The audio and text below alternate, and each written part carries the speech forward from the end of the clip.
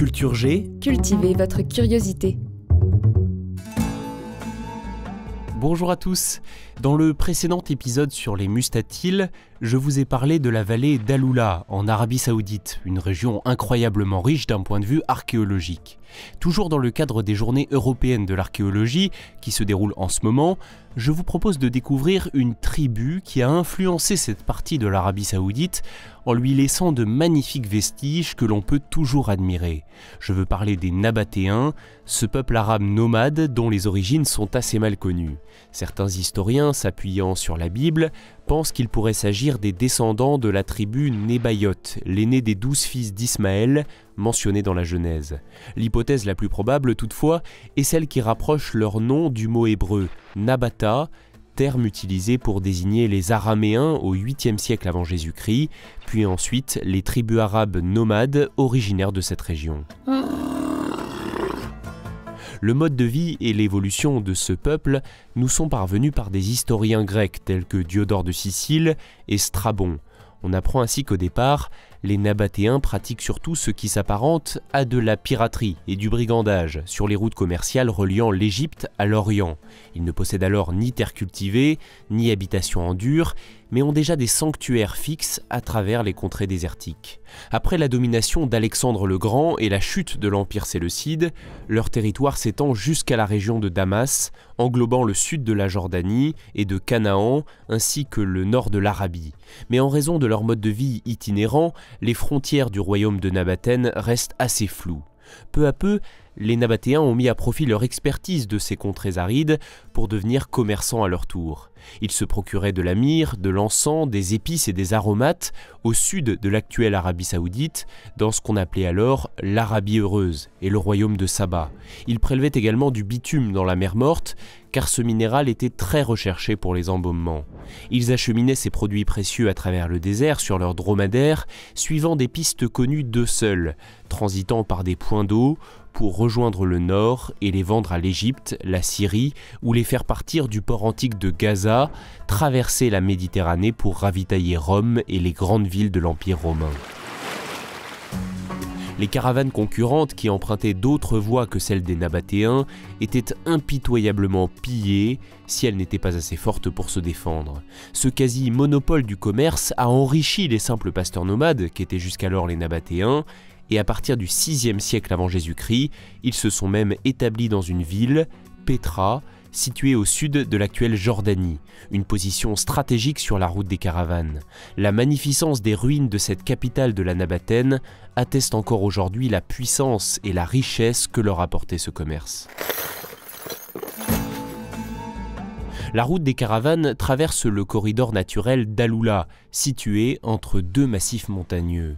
20 km au nord de cette oasis se trouve une ancienne cité, Al-Hijar, qui aurait été occupée par les Tamouds, les Dédanites et les Minéens.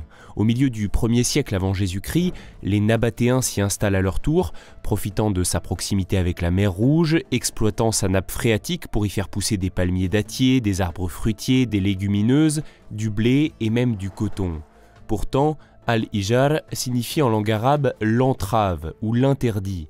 Ce nom lui viendrait d'une légende que l'on retrouve mentionnée dans certaines sourates du Coran, où il est question de la malédiction qui a pesé sur les Tamouds, punis pour avoir désobéi à la parole du prophète Salih. Tu m'as désobéi délibérément.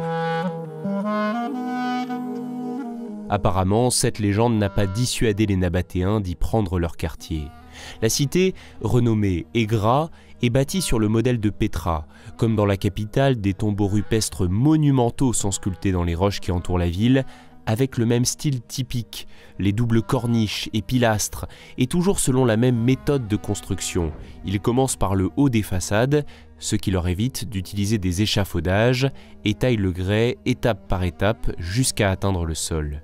Ces tombeaux familiaux sont cependant réservés à une élite. Pour les sépultures plus modestes, de simples fosses rectangulaires sont creusées au sommet des mêmes massifs rocheux.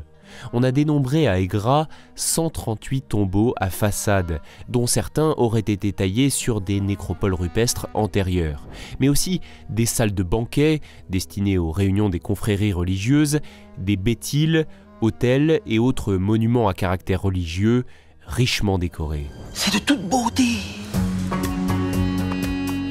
Les Nabatéens semblent avoir parlé un dialecte arabe, mais comme il s'agissait d'une langue purement orale, qui ne possédait pas son écriture propre, ils utilisaient à l'écrit la langue et l'écriture araméenne.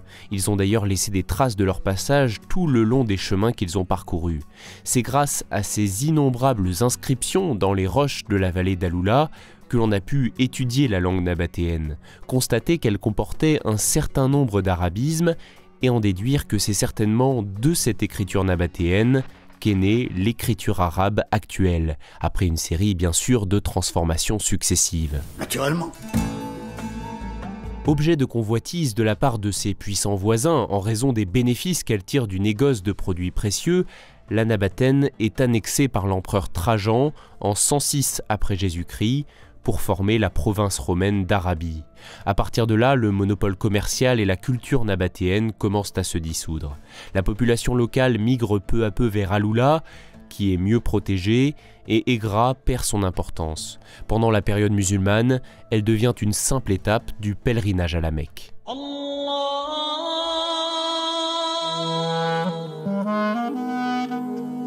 La ville est redécouverte par les Européens à la fin du XIXe siècle.